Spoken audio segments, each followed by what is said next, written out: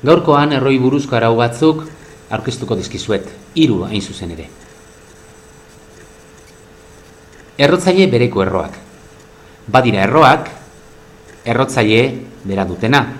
Adibidez, 5 errokarratua eta 7 errokarratua, biek errotzailea bi dute. Horretaz gain, 5 errokarratuak ez du emaitza zehatzik, ez da 7 errokarratuak ere. Baina bien arteko eragiketak egin daitezke. Adibidez, biderketa.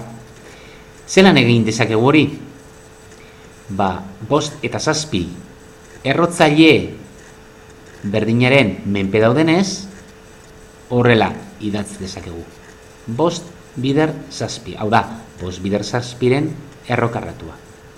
Eta 35 errokarratua geldituko litzateke.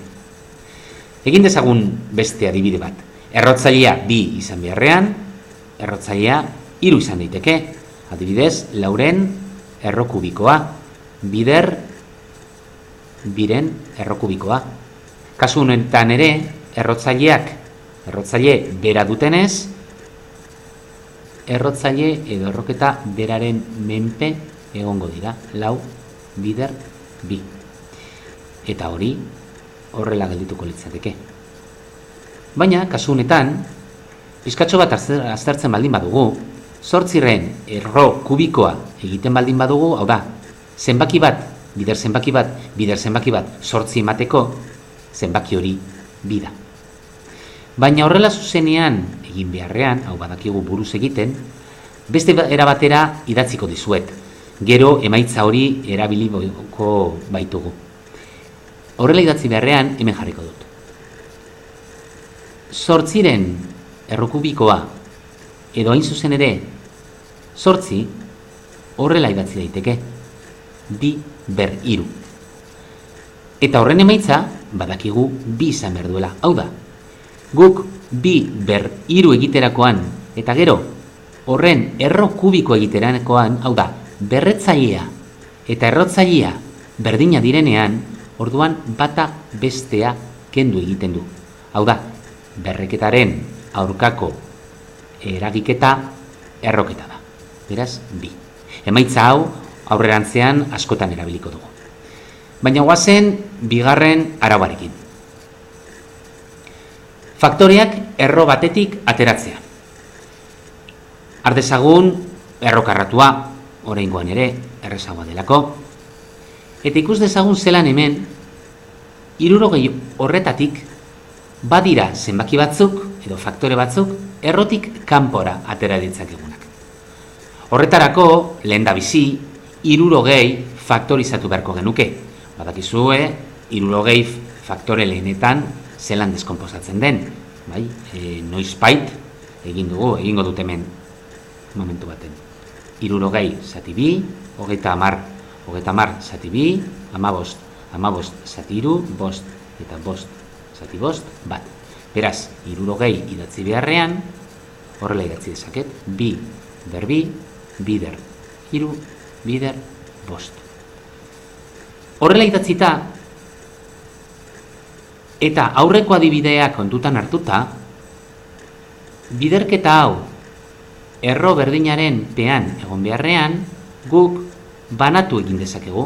Hau da, ariketa honen alderantzizkoa egin dezakegu nolabait.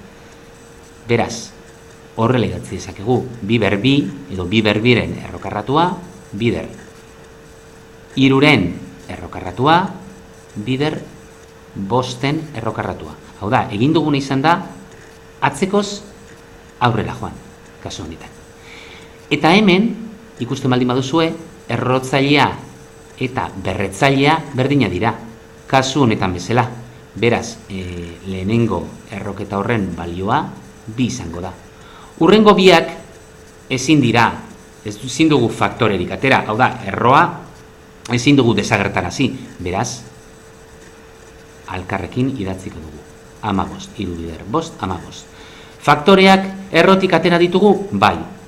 60 errokarratua idatzi beharrean, 2 faktorea atera dugu eta erroaren barruan 15 gelditu zaigu. Egin dezagun beste adibide bat. Demagun erro kubiko bat dugula, 54. Lehenengo gauza, 54, faktorizatzea izango da. Eta faktorizatzen baldin badugu, 3 ber 3, hemen kubiko falta zait, 3 ber 3, bider 2 idatz dezakegu. Ikusten duzuenez, berretzailea, lehen dabizi, bi erroetan banatuko dugu, argiago ikusteko, lehen bezala. Eta biren erro kubikoa. Orain, lehen bezala, berretzailea 3 eta errotzailea 3 aurkako eragiketa direnez, hemen ikusi dugun bezala, desagertu egiten dira, eta 3ko bat gelditzen zait.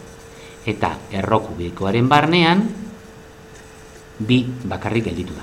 Beraz, 54ren erro kubikoa horrela idatz dezakegu, faktoreak errotik aterata. Goazen orain, 3.